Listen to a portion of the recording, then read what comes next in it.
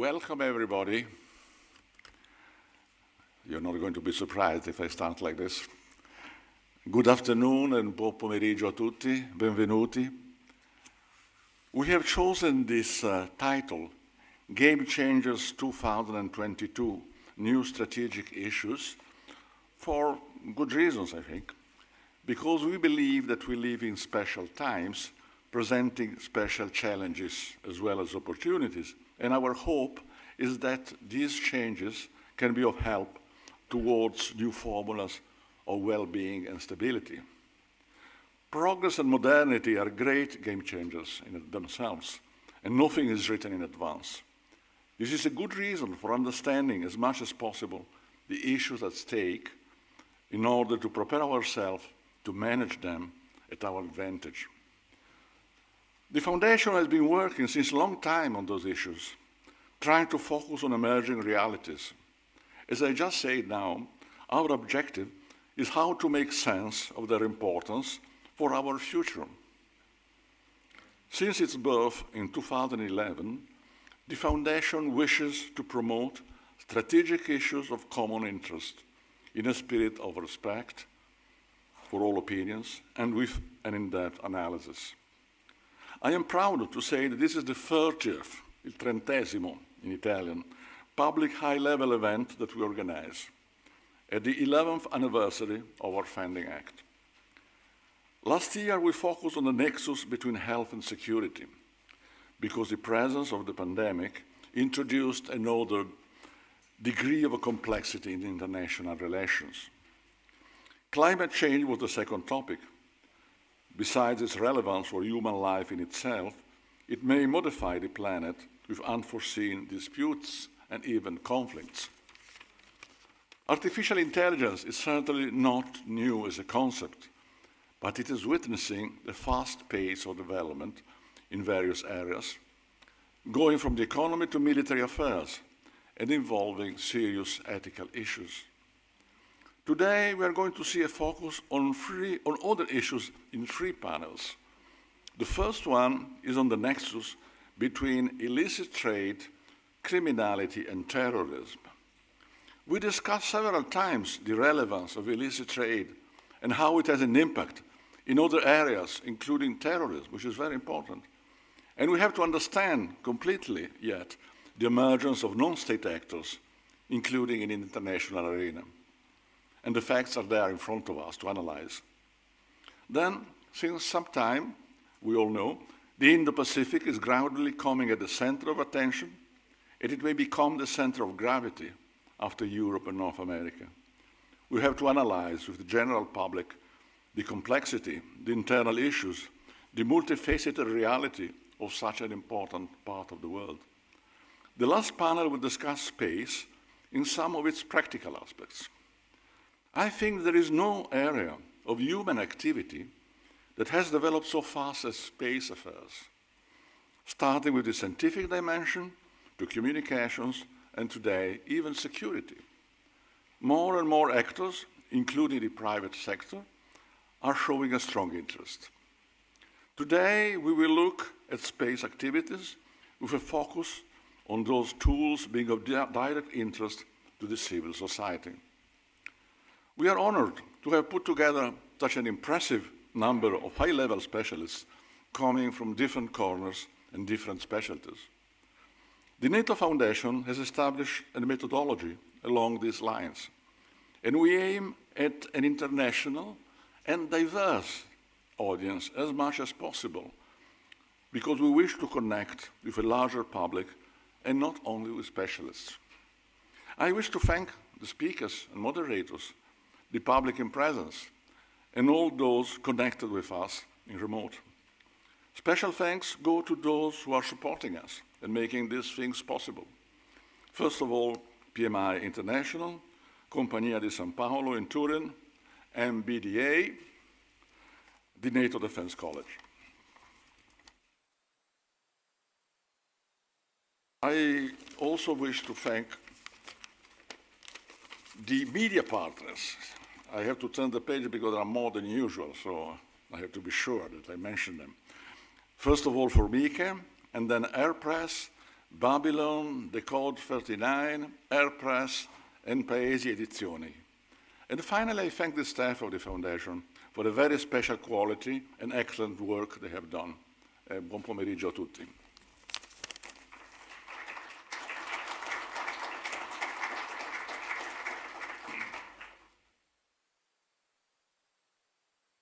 Good afternoon. My name is Andrea Gilli. I'm senior researcher at the NATO Defense College.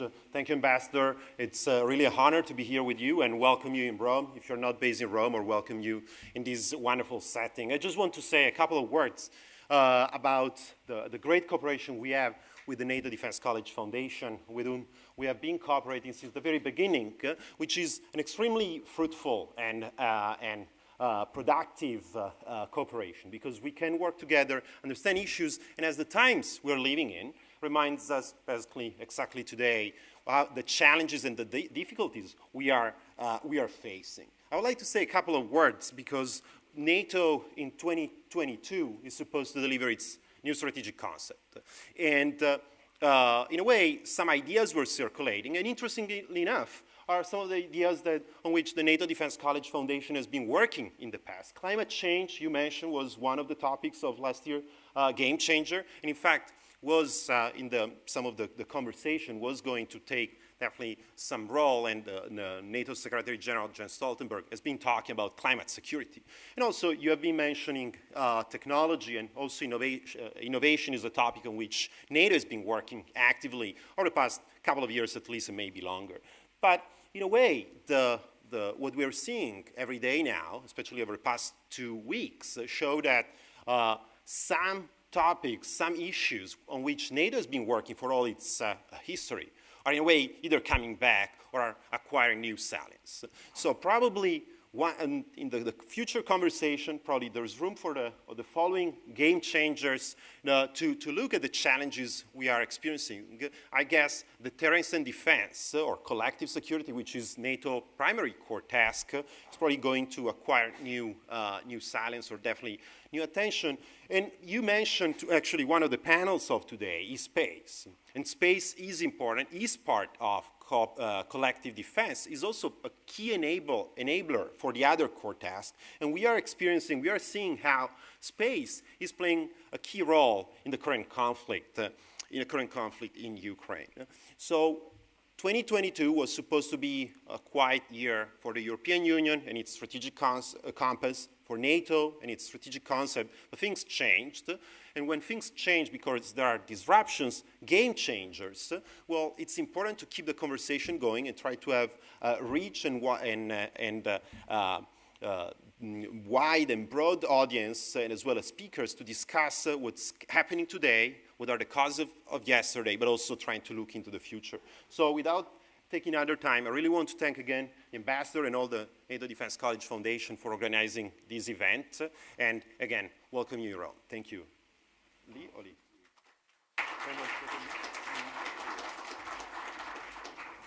Thank you very much, Andrea. Andrea is a young friend, a rising star in international research. So good luck for your future work at the college for the moment, perhaps in other areas as well in the future. And now is the turn to Nicola De Santis. Nicola De Santis is an old-time friend, and I have to choose words, how to introduce him, because I have to be balanced, I say, because I know him since perhaps too much, I don't know, must be 25 years or this sort of thing. And he's been a very good colleague, a great specialist, and really an enthusiast Atlanticist. He has been for many years the head of the Middle East and North Africa desk in the international staff of NATO, and now he's the head of the engagement section of the public diplomacy division at NATO. And today, public diplomacy, we know it from the media, we know it from every day, is really a very important area. So without further ado, Nicola, you have the floor.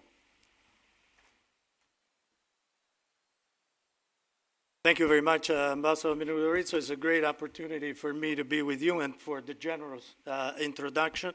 I think when we talk about game changers, of course, I want to thank the foundation for all the work that it has done in Italy or internationally in order to promote a better understanding of NATO's policies and goals. And game changers is something which has accompanied the last 3 decades of NATO. In November 1991 is in Rome that the new strategic concept of NATO was approved. Until that moment, the strategic concept had been a classified secret document. In November 1991, taking advantage of the great opportunity that the end of the Cold War was presenting to us, this concept was revised and made public. Today, 2022, the strategic concept for the 4th time since the end of the Cold War is being revised, and it was looked at it. And why we're doing that? Because many things have changed. I think the first game changer for NATO with the Rome strategic concept was to accompany the return of the countries that in the eastern part of Europe had been for too long naturally separated from totalitarian regimes into the family of democratic nations. That's a great achievement, because democracy cannot be taken for granted. What's happening in Ukraine today shows that we have today a competition which is a value system competition. It's between those who believe in democracy, individual liberty, the rule of law, the values which have been written in 1949 in the NATO preamble as something which characterize us and characterize all of the countries that in the strategic concept, starting with the strategic concept of 1999, decided to become members of the alliance. I don't like the term expansion of NATO. I don't like the term enlargement. It doesn't give the idea. It looks like NATO went to these countries. The opposite is true. It's these countries that chosen to ask for membership in NATO, like Ukraine, like Georgia, like other countries. And so NATO progressively, which is an alliance that started with 12 countries, with Italy in 1949, then 14, 15, 16. So the inclusion of new members, which is part of the treaty, Article 10 of the Washington Treaty, has been part of an evolutionary process. With the Partnership for Peace, with the North Atlantic Cooperation Council in 1991, we included Russia in this security equation. Russia was part of the North Atlantic Cooperation Council, again established in Rome, the Partnership for Peace in January 1994, and then in 1997, the Permanent Joint Council between NATO and Russia, the Founding Act, where a number of principles were laid down. Among them, the fact that Russia was committing to respect the sovereignty of countries, their independence, and the right to choose to which international organizations they would one day wish to be a member, because of course these are free countries and democratic countries, and they can choose their own path and their choice. All of this is being shattered today, and so talking about game changers, a moment in which NATO is reviewing a strategic concept, the Secretary General began a far-reaching consultation process to 3 main avenues: strengthening the political dimension of NATO, strengthening its ability to deter and defend its members, strengthening the military component and its capabilities, because NATO's credibility is in its capabilities. It is in deterrence, it is in defense.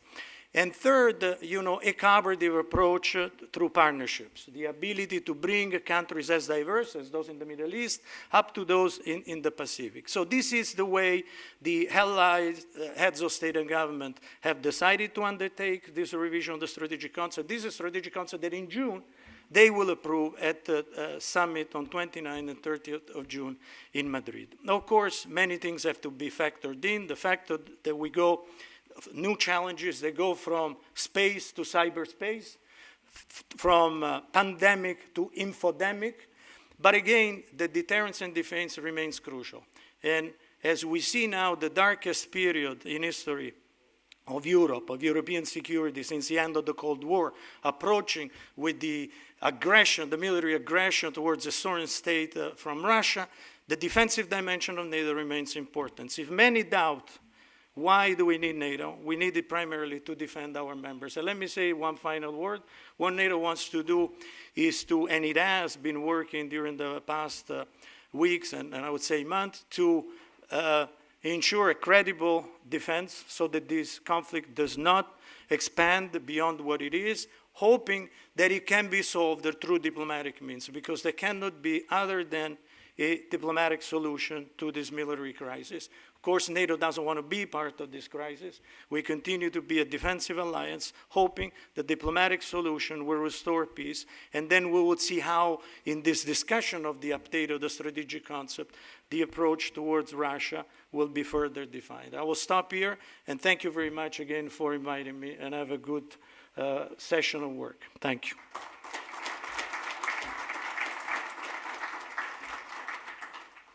Thank you, Nicola. Now we have the honor to give the floor to the Sottosegretario Benedetto Della Vedova, whom is already a friend because he has honored us many times with his interventions at this foundation, and he is very well known by our public, the public of the foundation, because he's such a serious and clever politician, and I'm very, very proud and very honored that he's here. Sottosegretario, prego.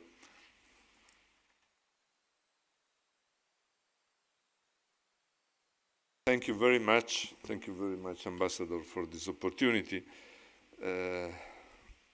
Unfortunately, so timely to discuss about the role of the NATO, and the discussion is different, unfortunately, because of the war in Ukraine that it would be after August 2021. I am very grateful to the NATO Defense College Foundation and to its president, Ambassador Alessandro Minuto Rizzo, for organizing the very important and timely discussion for having me as a speaker. I find it particularly appropriate to hold such debate at this critical juncture. The events of the last 2 weeks will have a profound and lasting impact on our security environment, and it is worthwhile to sit and assess the unfolding events and their implications for the European security architecture. It is also appropriate to reflect on NATO's role and possible actions, now that negotiations for new strategic concepts are due to begin in Brussels and among allied capitals. Undoubtedly, a major shift has occurred across the alliance since the night of February 24th. Russia's aggression hasn't just given NATO renewed focus after decades of seeking a purpose in the post-Cold War world. It has revitalized the alliance's centrality to Western democracies, political and economic freedom, prompting member states to rally around the often criticized institution. It is unfortunate that this unity comes at the price of a warfare and death in Ukraine and economic damages for the West currently beyond calculation. Today marks exactly 2 weeks since the start of what Moscow called and still called. We listened to the press conference of Minister Lavrov this morning in Turkey, in Antalya, of what Moscow called a special military operation. After a fortnight, this unprovoked, unjustified, and unjustifiable horrific war of aggression that blatantly goes against basic values and rules of the international order and of humanitarian principles, is continuing to fuel one of the most serious humanitarian catastrophes in Europe since the Second World War, if not the worst. To this day, the UN confirms that at least 600 innocent and unarmed Ukrainians of all ages and even infants have lost their lives, mostly in cowardly and senseless missile, air or artillery attacks that have targeted key cities and densely populated areas of Ukraine. Whatever the final outcome, these despicable actions and tantamount to war crimes and crimes against humanity, perpetrators, whether instigators or materially responsible, will be held accountable. The shelling went on unabated even as civilians fled their homes under so-called humanitarian corridors, cynically used as tools of coercion and which turn out to be traps, in which entire families ended up being under the fire of Russian artillery. Unfortunately, I believe that we have not yet reached the bottom of this abyss. The Russian offensive drags on and is being matched with an increasingly determined Ukraine resistance. This appears to be pushing Russians to take an even more aggressive approach, increasingly targeting civilian and critical infrastructures, and by so doing, honing tactics already deployed in Syria. We must not allow that the war of misinformation Russia won in Syria be repeated in Ukraine. In this context, the news concerning the alleged use of cluster munitions and anti-personnel mines, odious weapons that are banned internationally because of their indiscriminate impact on the population, are a source of further specific concern. Faced with this intolerable situation, Italy and the entire Euro-Atlantic community are showing to be more united and determined than ever in supporting Ukraine, its population, and its resistance to the Russian aggressors, imposing those massive costs on Moscow that, by the way, it knew it would suffer in case of an attack.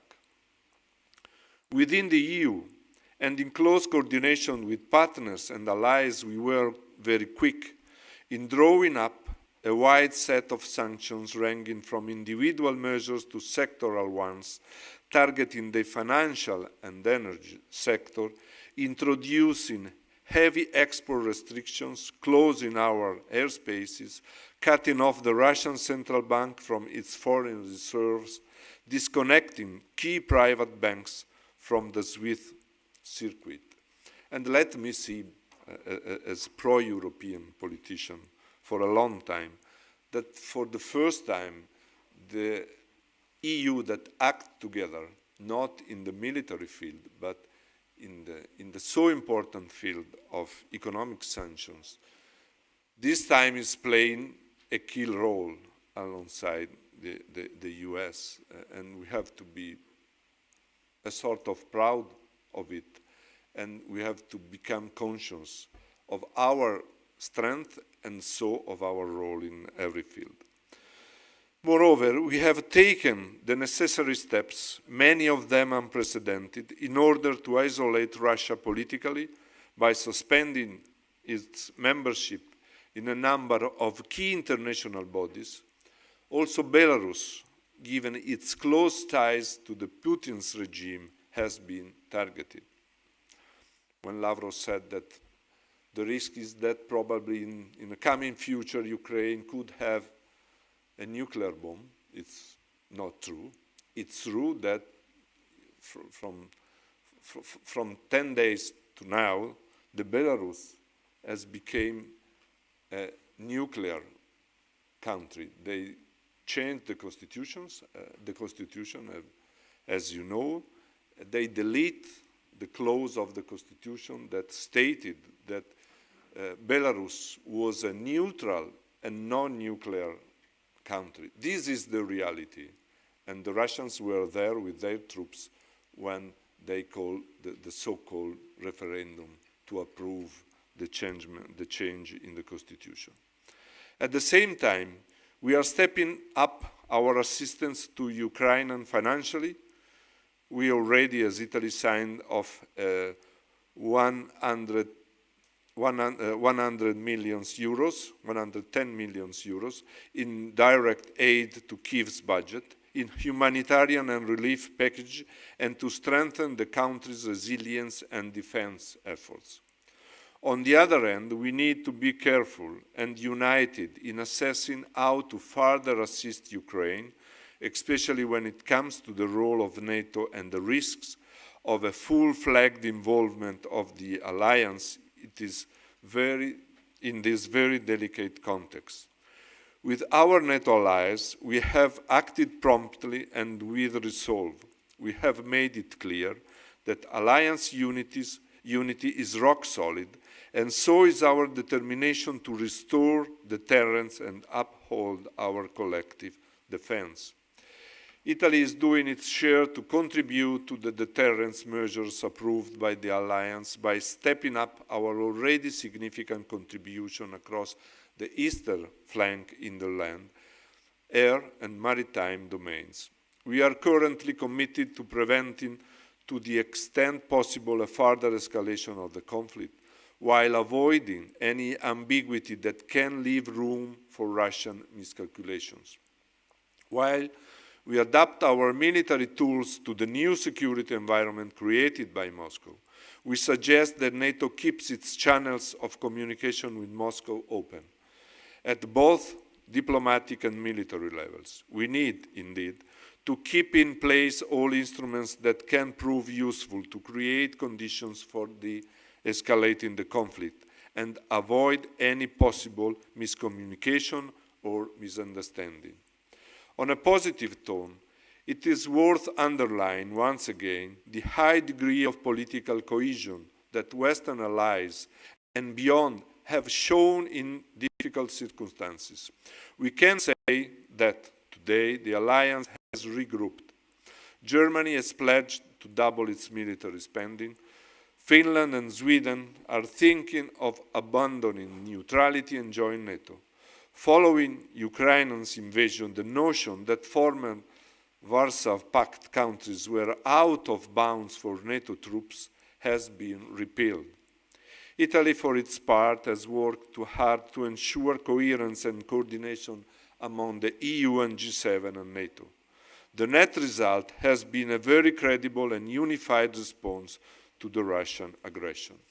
In particular, NATO-EU team work has been very successful, going beyond the well-known mutual reservations and obstacles. We believe that this is the right approach on which to build in the weeks to come. Thank you very much.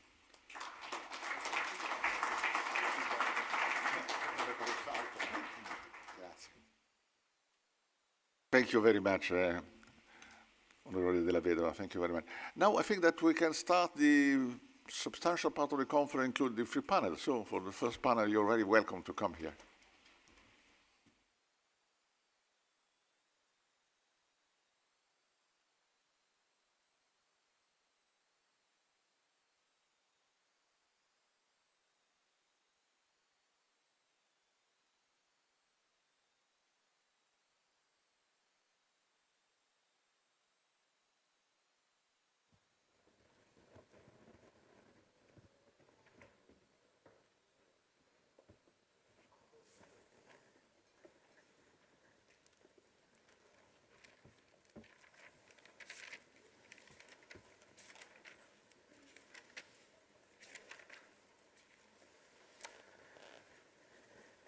Good afternoon. I'm Paul Radu. I'm the co-founder of the Organized Crime and Corruption Reporting Project. Thank you very much for inviting me to this very timely event. I'm going to be the moderator. Oh, okay. Better. I'll be the moderator here. And so I'm an investigative reporter, and I co-founded the largest investigative reporting network in the world. We're focused on organized crime and corruption. We are active from South America, from Latin America to South Asia to Africa, all over the world. And what we do is we're modeled a little bit like organized crime is. We're a transnational organization, following the money, following the property, following the bank that offers services to criminals, following the criminal services industry that, again, serves organized crime and corrupt politicians. And I just actually came back from the border with Ukraine. I was there to help Ukrainian colleagues cross over into Romania. I'm from Romania. And what I met there, and we're talking about more than 2 million refugees, I think, today. And a part of that group of refugees crosses from Moldova or from Ukraine into Romania. These are mostly women and children. While I was in the border point, actually on the border with Moldova, between Romania and Moldova, I was approached by a person who turned out to be a human smuggler who offered his services to bypass the lines, to bypass the queues. And then I talked to some of my fellow journalists in Moldova and Chisinau, some of my fellow journalists in Ukraine, and found out that these smugglers are very active right now in those borders. Now, of course, these people are after the money.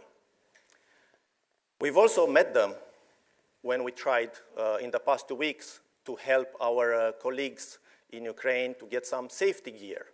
And again, you know, the smugglers approached us and said, we'll help you. So they are there. Organized crime is there. The non-state actors are there.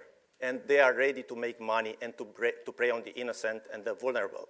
So I'll start this by saying that, you know, we are creating right now in Europe a huge market, a huge vulnerable group of people that are displaced from Ukraine, move across the border, and when you see them in shelters, when you see them across the borders in Ukraine, in Poland, in Slovakia, in Romania, the situation is dire. You see moms crying, you see them tough, but you know, with children there, and you see people around them who are trying to help mostly, but unfortunately, the bad guys are there too. So, when we do our work at the Organized Crime and Corruption Reporting Project, what we do try is to understand the context. And we've operated for the past 14, 15 years, and we started small in the Balkans, then we expanded globally. And the more we investigate, the more we learn about organized crime, and the more we reverse engineer what they do, with the help of experts like the three persons here in this panel. And just one more remark from me. We're investigating right now a large European-wide tobacco trafficking ring. Now, when we looked up the names in various registers of companies, registers of property, criminal databases, and so on, that we have access to leaks, what we noticed was that these same people were operating on the same smuggling channels back in the 80s. In 82, we have documents that we've consulted in the archives of the Romanian Securitate. This is the former communist intelligence service. And these people were cooperating in 82 with Italian mafia groups to smuggle cigarettes from Eastern Europe, from the Black Sea into Western Europe. And they actually used that money to finance terrorism. They financed Carlos the Jackal, who's a very well-known terrorist from the old times. So I think, again, this is, you know, the intersection between organized crime, corruption, and terrorism is nowadays more visible than ever, but we're only starting to understand the history of it and how the current conflict in Ukraine, the war in Ukraine that's conducted by Russia, is actually based on that infrastructure that was put together a long time ago during the Cold War times. So I'll introduce now my these esteemed speakers with an amazing body of work. I know some of them for a long time.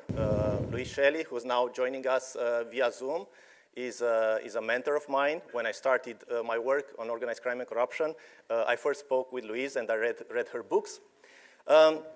So I'll introduce the speakers in the speaking order. I'll start with Professor Alex Schmidt, Dr. Schmidt, who is a research fellow at the International Center for Counterterrorism in The Hague, and a director of the Vienna-based Terrorism Research Initiative, which is a consortium of institutes and scholars focused on the issue of terrorism. Professor Schmidt held a chair in international relations at St. Andrews University in Scotland, where he was also the director of the Center for the Study of Terrorism and Political Violence.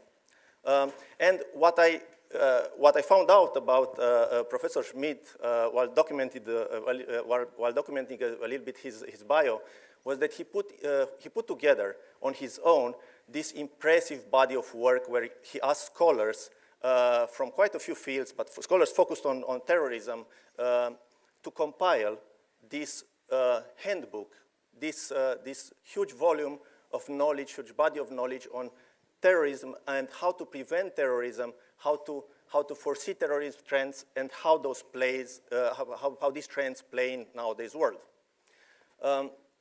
The second speaker, and I also, already mentioned Dr. Louise Shelley, who's joining us via Zoom, is an Omer Lee and Nancy Hurst endowed chair and professor at the Schar School of Policy and Government at George Mason University, where she founded and she directs the Terrorism, Transnational Crime, and Corruption Center, TRAC.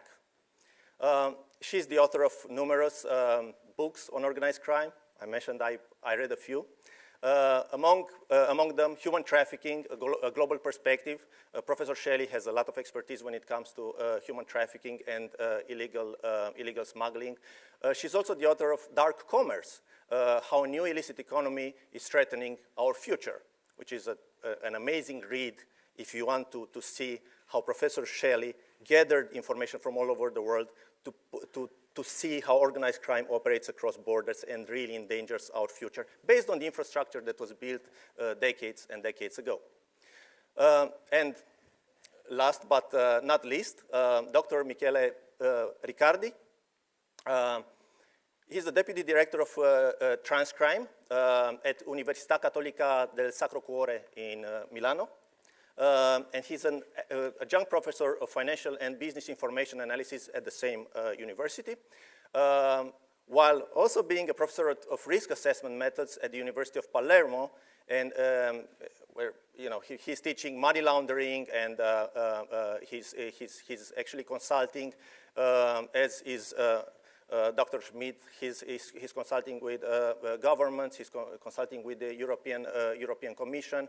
And he has contributed and coordinated numerous research projects at the national and international level when it comes to the financing of organized crime, asset recovery, and I just had a discussion with Dr. Riccardi about an ongoing project where he's mapping property belonging to various bad actors in Europe and not only. And I think this is going to be a very interesting discussion, and again a very timely discussion where some of the greatest minds in this field will share their insight. So I'll give the floor to Dr. Schmidt. Dr. Schmidt, you'll tackle the issue of the evolving threat of terrorist please. Yes. Okay. So Dr. Schmidt will tackle the issue of the evolving threat of terrorism, non-state actors, and trafficking. Please. Good afternoon, ladies and gentlemen. Thank you for the introduction. I use a few PowerPoints, so I ask the technicians to put them on so that we can make better use of the time we have. 9/11 was that we felt all immediately, and I was then in charge of the terrorism prevention branch in Vienna for the UN.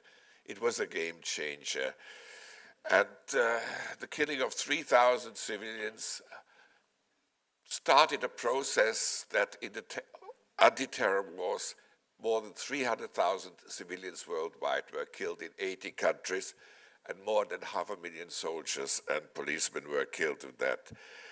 We've seen attacks at London, Paris, Madrid, Berlin, but not in Rome. Why not in Rome? I asked an Italian journalist, and he said, without hesitating a moment, oh, the mafia would never allow it. I wasn't sure whether he was only half joking or whether there's a piece of grain in it. I will run with you through a couple of PowerPoints, and this is where most of the terrorism in the recent period has been taking place. Sub-Saharan Africa, Middle East, and Southeast Asia. If you look a bit at the trends, you see that religious terrorism, actually, I had another PowerPoint before this one. Well, it's not coming up, so we skip it. But you see that religious terrorism has been the dominant terrorism in the last 15 years, though now these days the far right is catching up You also see a category here, quite sizable, called unclear. Actually, between 40 and 50% of terrorist incidents are never claimed, or they're claimed by multiple parties, or they're false flag operations.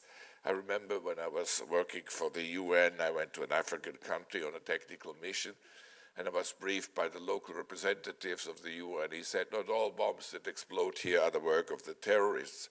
Well, unfortunately, there was a microphone of the intelligence service in the room, and he was declared persona non grata. Within 3 days, he had to leave the country.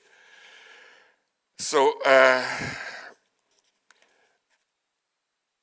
here you see the trends. It's clear that sub-Saharan Africa is going up, and the Middle East is going down. This is because so many terrorists are linked to hot, ongoing conflicts. That's why I always say the best prevention for terrorism is conflict prevention. If you look at a few of the data coming from the Institute for Economics and Peace in Australia, that just been released a week ago, you see that they come up with these sort of statistics. But the good news is that more than 100 countries had no terrorist death in the last reported year. And as I said, the main driver is terrorism. If you look at the 10 places, 10 movements that were responsible for 70% of all global terrorist incidents and 90% of all fatalities in the year 2020, we see that just 10 groups, with 2 of them from the Congo coming up, are responsible for that. And unfortunately, the Taliban has actually gained state power. Amazing how 75,000 terrorists and guerrillas could win against 300,000 security forces in a nation of more than 35 million people, but that's the new reality. We see here another set of statistics. They all use different definitions, even from year to year. The US State Department used to get its data from the University of Maryland. Now it's hired another university that use different things. But it comes down that we have some 50,000 casualties in a recent year, wounded and fatalities. What this probably is underreporting is the kidnappings, though most kidnappings are criminal kidnappings. Then we have another set of statistics coming from the Europol TESAT reports. The UK is now listed, but in a separate category. And you see that we have in recent years, 2019, 2020, we are in a relatively stable situation here. If you look at it, that's a bit difficult to read, but we see here that the jihadist attacks are still stronger than the right-wing attacks, though many hate crimes are really not classified as terrorism. We see that Italy sticks out with left-wing attacks, like Greece. It has these attacks, but they're mainly in the form of arson, with few, if any, fatalities. The picture is changing very. We used to have left-wing, right-wing, and jihadist terrorism, but we have now a new category which the British Home Office calls mixed, unstable, or unclear. And this is also reflected in these few lines I quote from another finding from Europol. Let me now look yet at a different category. The fusion centers in Europe, in NATO countries, they have now also their own reporting, which is done by the institute I'm associated with. And these are the percentages for 99 attacks over a 2-year period. So you see this distribution. Now, let me turn to the issue of trafficking. The term trafficking in connection with terrorism was coined in the early 1980s by Fernando Lunde in Peru and has now escalated. So the latest resolution of the UN Security Council lists a whole bunch of activities as falling under trafficking. It's very difficult to look at these things objectively because what is a terrorist organization has never been clearly defined. And the definition of an organized crime group that was supposed to be done in Palermo 22 years ago, I was there, came up with a very inconclusive definition of organized criminal group.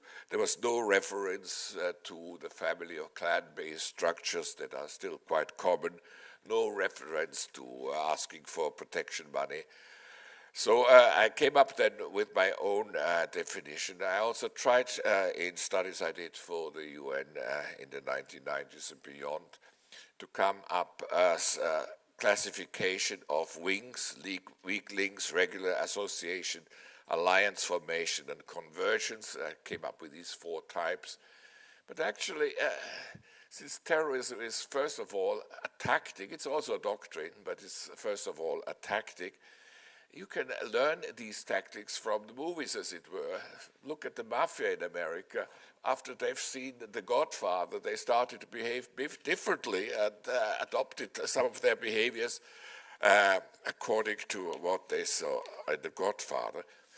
Now, a new study has just been published by Letizia Paoli, Cyril Feidaut, and focus. Yes, I see that the time is running out. And I just recommend it to you, but I also recommend that you should take note of their findings like we know of no example of fusion between organized crime and terrorist organizations. And the Europol came up with a similar finding. Why is there no relationship between terrorism and organized crime in so many countries? Because there are over 100 countries where there is no terrorism, so there is not much of an interaction. But of course there are special cases like Colombia, which you studied, Afghanistan, where this link has been very close. In fact, Mr. Haqqani is now in a ministerial position in Afghanistan, while his Haqqani network was a typical example of almost convergence between the two. Thank you for your attention. Thank you very much. It's very interesting that you finalized with this nexus between the terrorism and organized crime. So thank you very much. Yes, please. I'll give now the floor to Professor Shelley, who's joining us via Zoom. After all the 3 speakers will be speaking, we'll have times for questions. Professor Shelley. Thank you. Thank you. Can you hear me? Loud and clear. Thank you. So thank Professor Schmidt. Thank you for Ambassador Minuto Rizzo for inviting me here. The university that is doing the terrorism database for the US State Department is my university and my research center. And I could talk at significant length about why our data is different from University of Maryland, but let me say that our university has one of the most diverse student bodies in the United States. And so we have about 15 languages represented in the people doing our data analysis. So it's not as if the definitions of what we're studying under terrorism are different, but the incredible capacity that our team has to do multi-language analysis in different newspaper sources and to verify them. And we're just completing our data now for last year, and we have many more incidents than was reported in that study that you cited of IEP.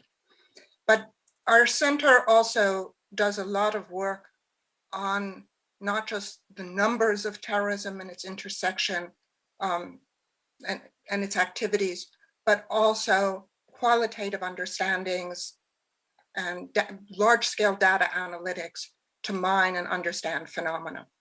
I was originally asked to talk here about Syria and Iraq, and we had just finished a massive study, and a book came out last month on illicit antiquities trade out of Iraq and Syria, in which we used all kinds of advanced data analytics to trace the illicit trade of antiquities from the region into Europe and into global markets, and to see some of the connections to terrorism, even when they're not readily apparent. But there are ways that analysis of social media and others types of data analytics helps you understand these cases. But I was asked then today to switch to an understanding of what is going on in Ukraine and its border regions. But I think that there are certain important lessons of the framework that we've used to understand and address the conflict and the relationship to transnational crime and terrorism that operated in Iraq and Syria that is very useful in understanding our current crisis. I think there's a point that Paul Radu made that's absolutely essential, that we are not looking at patterns that evolved yesterday or even in the last 5 years.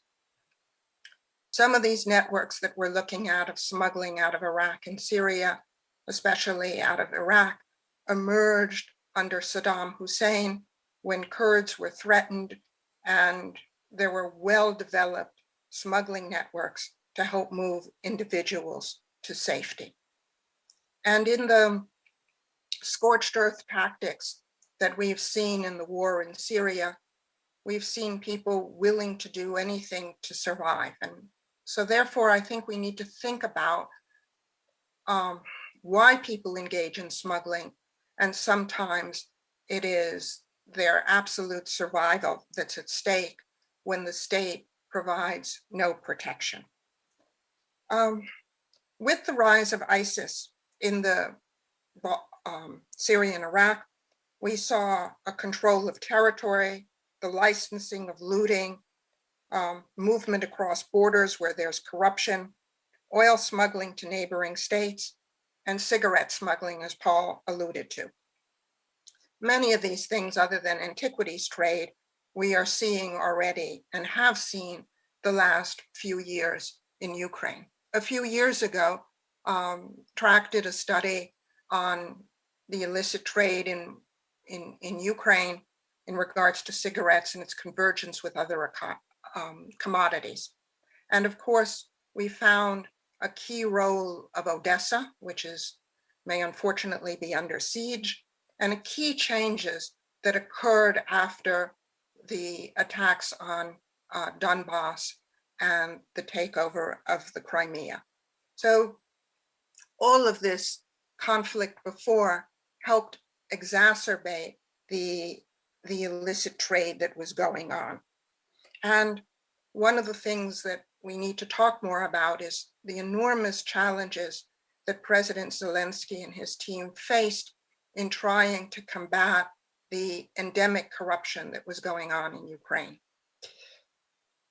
When we think about why it's so difficult to do anything about this, it's not just local networks, but global networks. One of the things that OCCRP, which Paul Radu heads, has investigated is how one of the major organized crime figures in Odessa moved large amounts of money into London real estate. So we are looking at a problem that is not just regional, but we need to be understanding the role of global facilitators and enablers that allow corruption and crime to thrive in one region and then have an impact throughout the international community.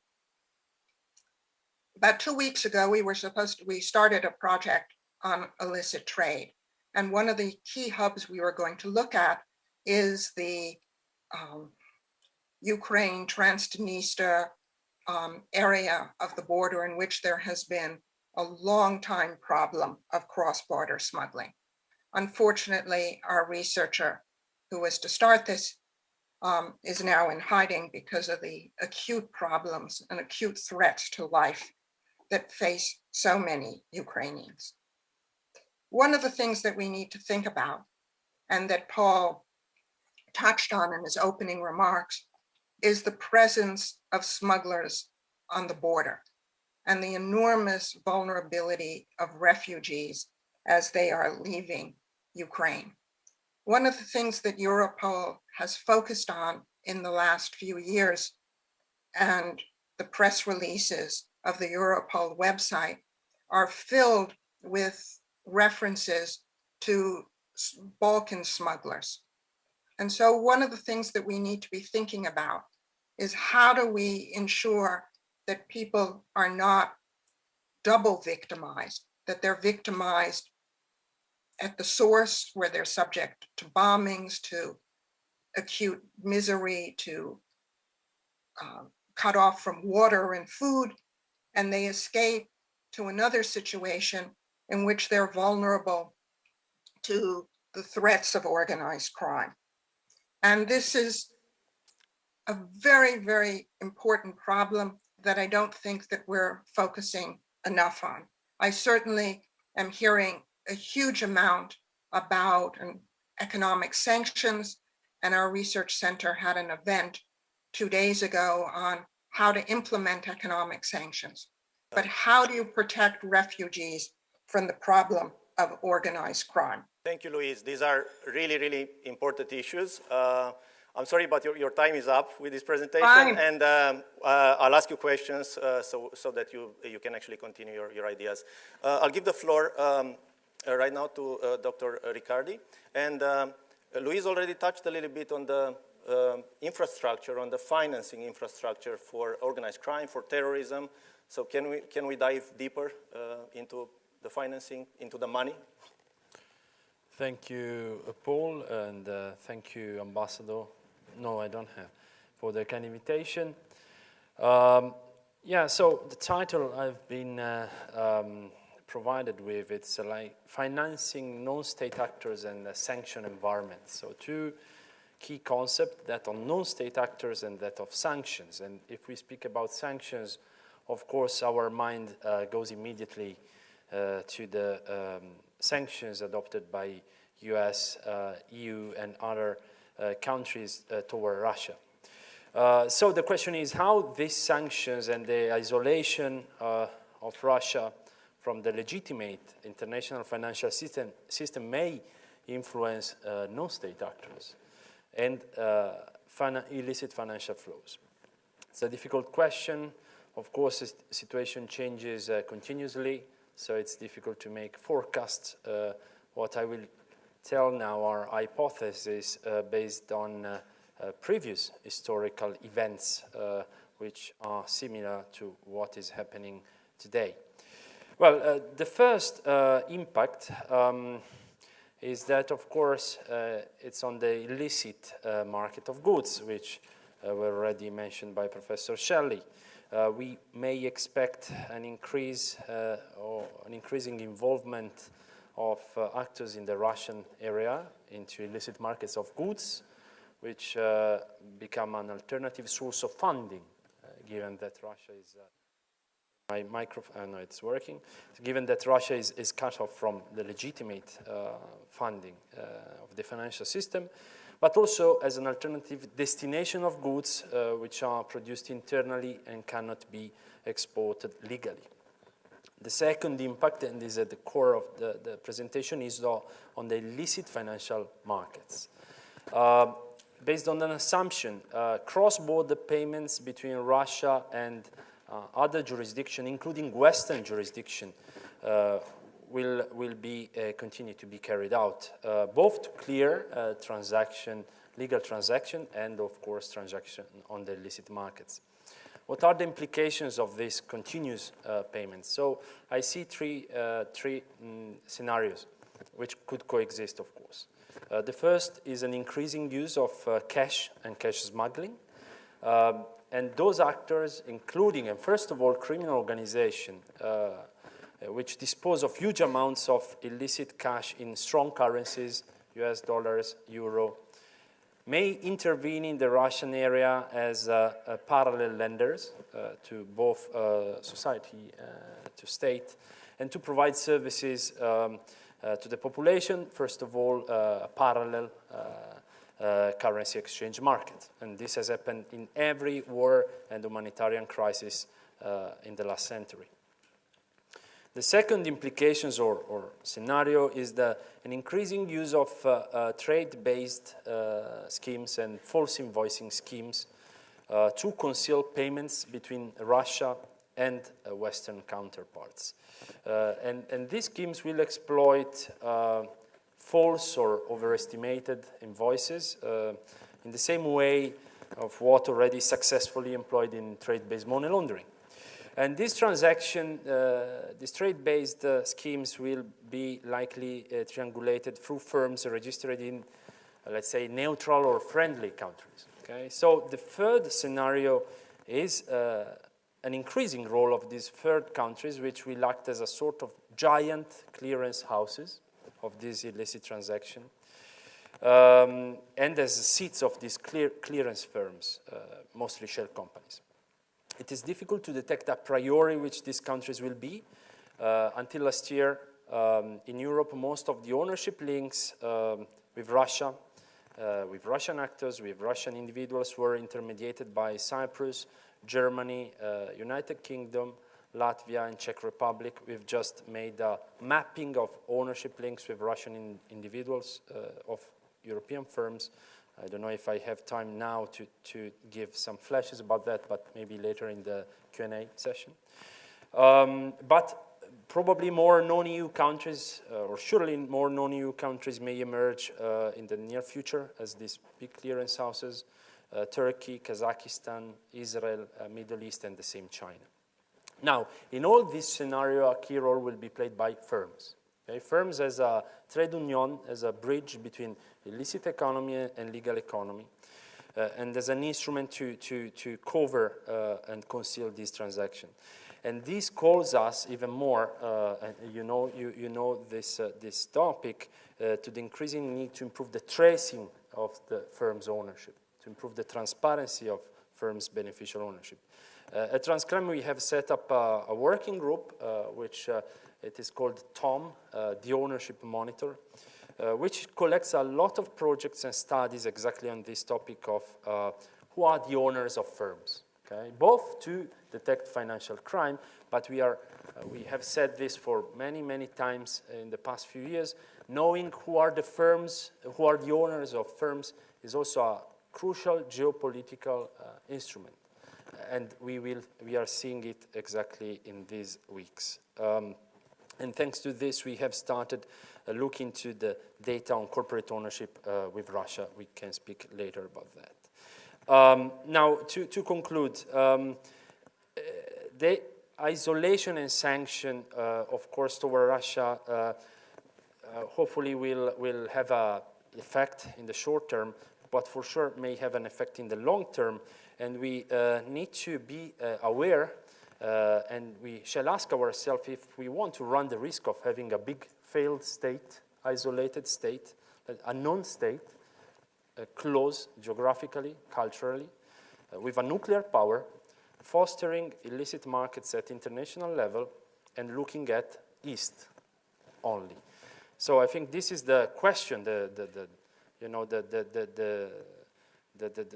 balance that we have to weight in order to understand how this sanction could work in a positive way, and how and what this sanction may produce in the medium and longer term. Thank you very much. I'll actually start with a question for Dr. Riccardi. We've recently worked on a project that we called Swiss Secrets, where we exposed the fact that Russian oligarchs and others were keeping their money safe in Switzerland, in bank vaults. And over the years, while investigating organized crime and corruption, I realized that the superpower of kleptocracy is the fact that they can keep their money safe. Now, with this deluge of sanctions on Russia, on the oligarchs. We're seeing the UK acting up. We're seeing EU. We're seeing the US. Is there a chance for real change? Because people before were, okay, Arab Spring, nothing changed afterwards. Europe, 89, nothing changed afterwards. Because these people kept their money and they were able to come back even more forcefully. So is this a genuine moment of change? Good question and difficult question. Hopefully, but if there will be a change, there is the risk that it will be an earthquake from the corporate point of view. Given the numbers I mentioned before, official and public, at least available, Russian owners of European firms, so in the EU plus Switzerland and United Kingdom, are more than 44,000. Okay, most of them are in Czech Republic, United Kingdom, Latvia, Germany, and Cyprus. And more than 35,000 firms in Europe have Russian owners. Most of them in which sectors? Real estate, 15%. This again a confirmation of, you mentioned it before, how real estate is a big market where this big amount of illicit money may flow in and has flown in before, but also in other key sectors, holding companies, energy companies, financial companies. Most of these ownership links have been intermediated through countries which I mentioned before, Cyprus, United Kingdom, Germany. So given these numbers, of course, we hope there will be transparency in the corporate domain, but given these numbers, it will mean also possibly a big impact, an earthquake on the corporate structure of European firms. And this is something which we should be all aware of. Okay? So for sure, this may have an impact on the internal market of EU as well. But for sure, and this is my personal opinion, but I think it's shared, that transparency, especially in the corporate domain, is one of the best way to stress the strength of our democracy. And before strengthening the democracy outside EU, first of all, the democracy inside EU. So I really hope that this event could really foster this change. Thank you. I also believe this is a genuine kind of moment in time where we can really change things. Transparency is key to it, but transparency across the world, across Europe at least. We need to unify our databases from property registries to all sorts of other registries to be able to identify from PEPs to terrorists to everybody who's keeping their ill-gotten gains in Europe. And speaking about terrorists, Dr. Schmidt, you said it's pretty hard for countries to come with definitions for what is an organized crime group, what is a terrorist group. Now, there's this polarization that's going to be deepened by the current war in Ukraine. Maybe Russia and China on one side, the EU, the US, and their allies on the other. What will be the impact on this global war on terror that was anyway not very successful for the past decade? Will there be big changes in how we fight terrorism and how efficient we are in this fight? It's the million-dollar question. I wish I had the answer. But if you look at the efforts it took to come to kind of definition for organized crime in Palermo, there were years of negotiation. After that came the Merida Convention on corruption, which has no real definition at all. And for terrorism, we have been fighting since 1972, basically. So these are controversial, contested terms where people put in their own meaning, and we have tried to solve the question by escaping it in the case of terrorism by coming up with the construct of violent extremism. Well, then the question is, what's the difference between non-violent and violent extremism? So there is a word war going on in this area, and behind that are, of course, questions of legitimacy. But rather than narrowing down on what is terrorism, what is not, the shortest definition I came up is it's the peacetime equivalent of war crimes, so that whatever is a crime in war would also be a crime in peace. But unfortunately, the Crime Commission has not accepted that. But as we come up with databases like the one at George Mason University, and as we cover a broader field, political violence other than terrorism, other forms of militia operations resistance, we get a more complete picture all the way from small-scale bullying, violence, hate crimes to genocide. These words are all in the public arena and are also contested. Thank you. So it's a complex matter without a clear answer, not yet, and probably not in the near future. That's unfortunately likely. I have collected over 200 definitions of terrorism. There is also a collection of over 200 definitions of organized crime. Well, if you try to mix them all together, you get a tohu wabohu of solutions and linkages, nexuses. It's an ongoing debate, unfortunately, but we have to think of the victims and use those as touchstone. We are currently struggling at OCCRP with the definition of PEPs. What is a politically exposed person? Well, it depends from the US to the EU to other parts of the world, and it's really hard to pin down this type of concepts, right, to be coherent in the approach. Dr. Shelley, you mentioned a very, very dire problem that is occurring right now at the borders with Ukraine, at the western border of Ukraine, at its southwest border. Lots of refugees, mostly women, children, elders. They are coming into the EU. And unfortunately, with these mass displacements, we've seen organized crime groups taking advantage of vulnerable people. What should governments in the European Union do to stop some of it, to be aware of what's going to happen in the next months? I think that there are many efforts that need to be done in which technology can begin to help. Many people still have telephones. There could be apps provided where people are alerted and law enforcement can help understand when people are in a vulnerable situation. And I think that there needs to be much more focus on these networks in the East. I have a few comments to say on what was said before. As Paul mentioned about the Swiss leaks, I think that when you're focusing on business ownership of Russians in Europe, you need to look very much at Switzerland. It's not just from this leaks, but I serve as an expert witness on many, well, not many, but some very important cases in Switzerland, and especially the role of Sberbank, which is now under sanctions, that's operated in Switzerland, is absolutely key to this. And trade-based money laundering has been one of the major ways since I started studying Russian organized crime and corruption in the early 1990s for them to move money out of the country.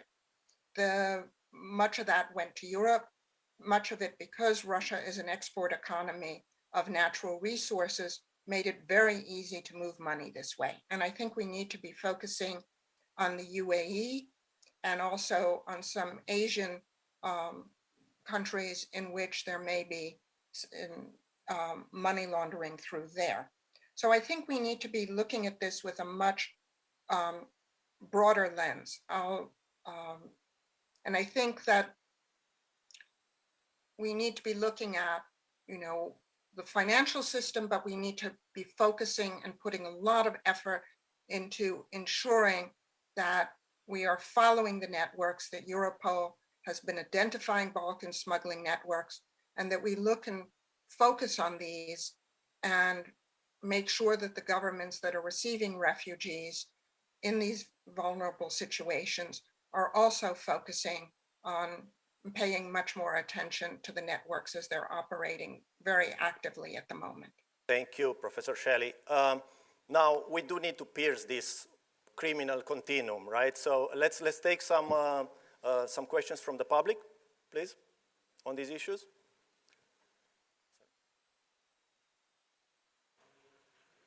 Organizers.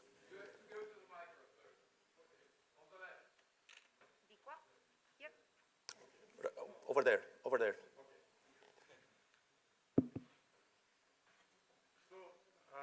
In short time, I introduce myself. I'm Mr. Steven.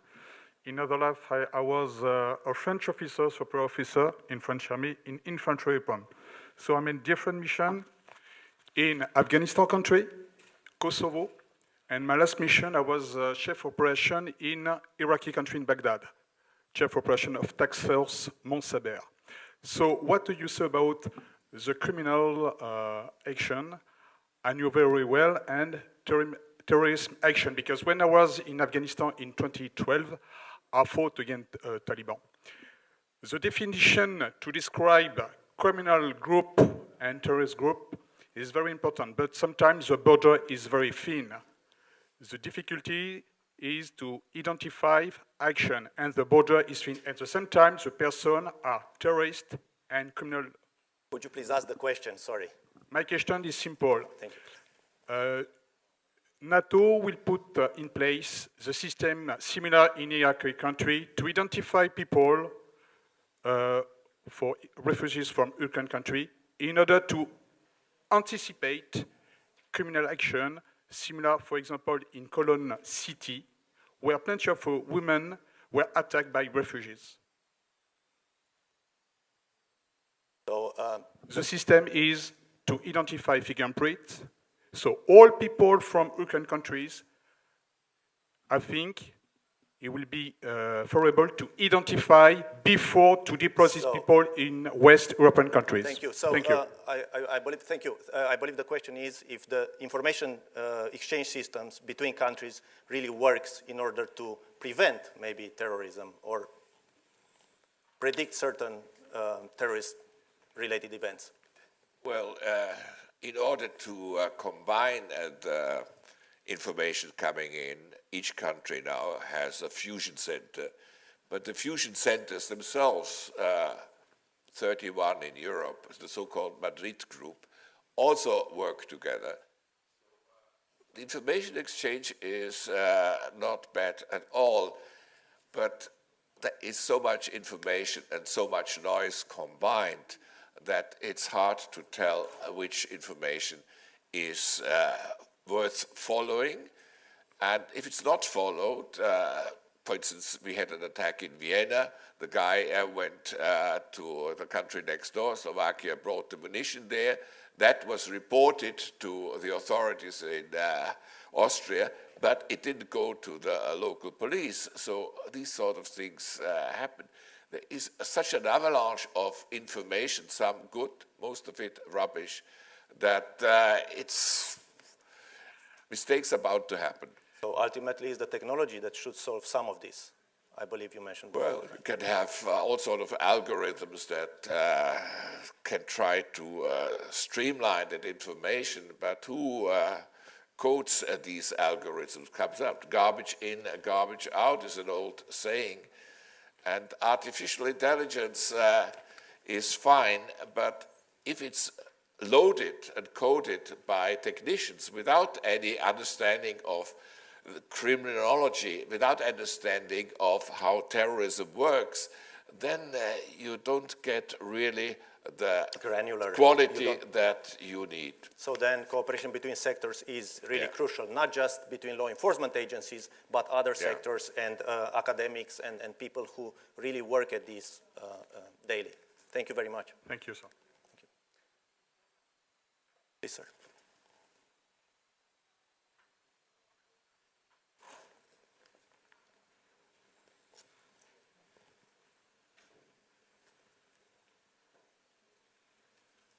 Alessandro Politi, the director, thank you very much. A question, if you have anything concerning gold, since with the sanctions and the war, it's a primary commodity. Thank you very much. Maybe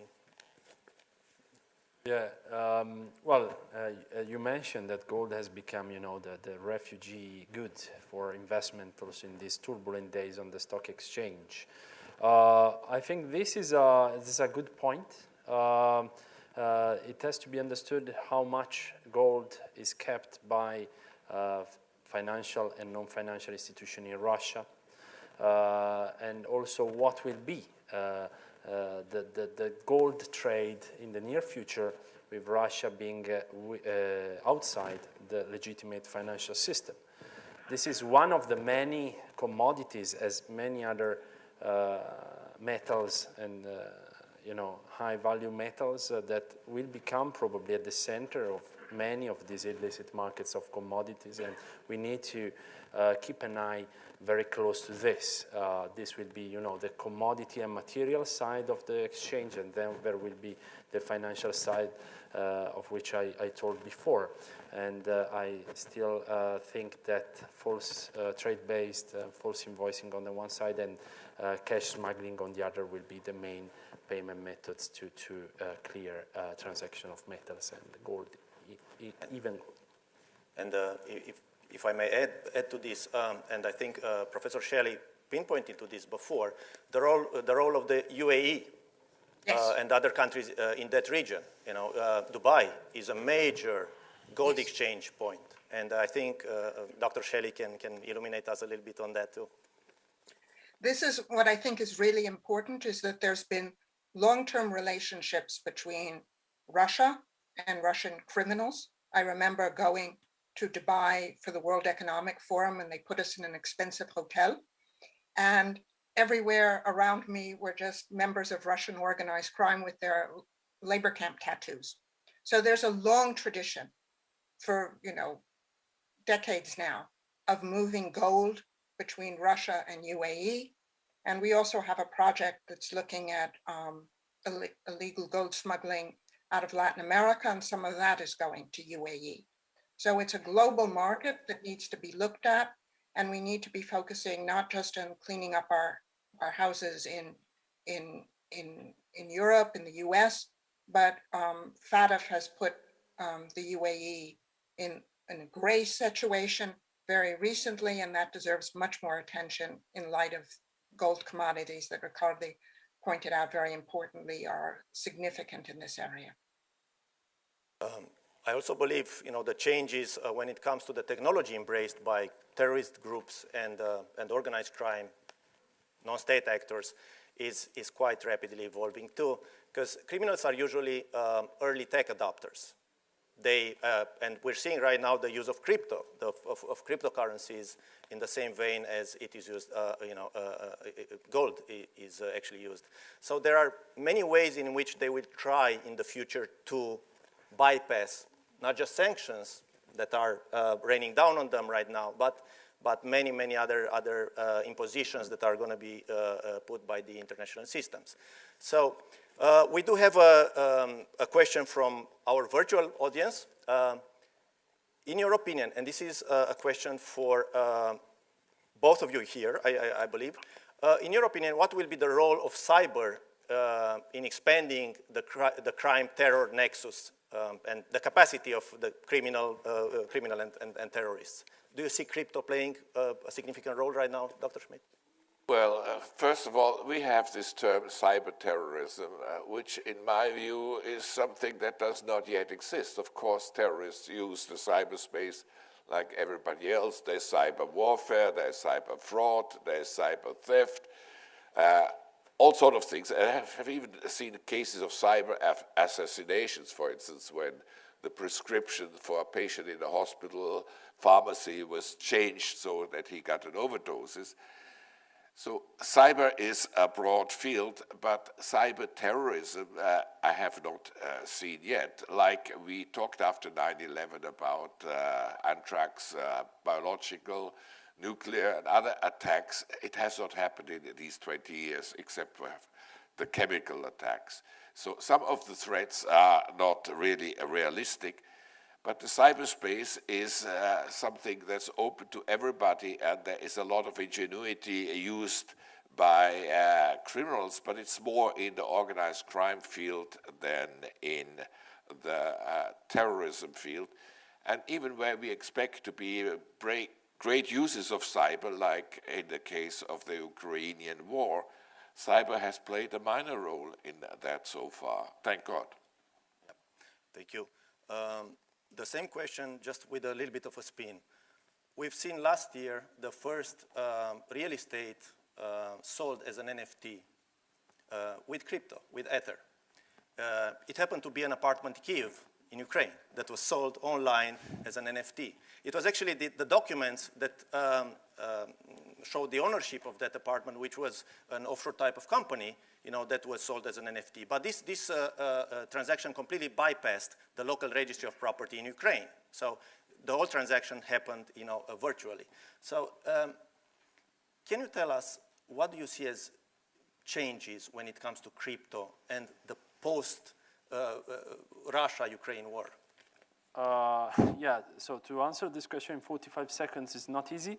But I think that as we were somehow surprised by what Clash Tower did in Ukraine in terms of military forces, perhaps financial institutions in Western countries, in Europe especially, in Italy, of course, are not yet well equipped of what cryptocurrencies, NFT, crypto transaction could make and could change.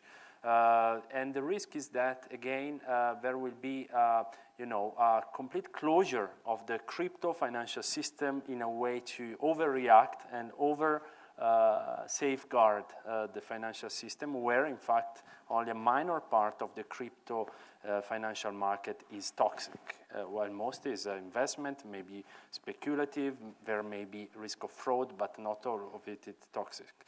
So, for sure, it will be an avenue to be pursued by criminals, organizations, and terrorists. At the same time, I still believe that given what we are creating, so a huge demand from populations now outside the financial system, what will rule will still be cash. As Europol says, cash is and probably will be still king.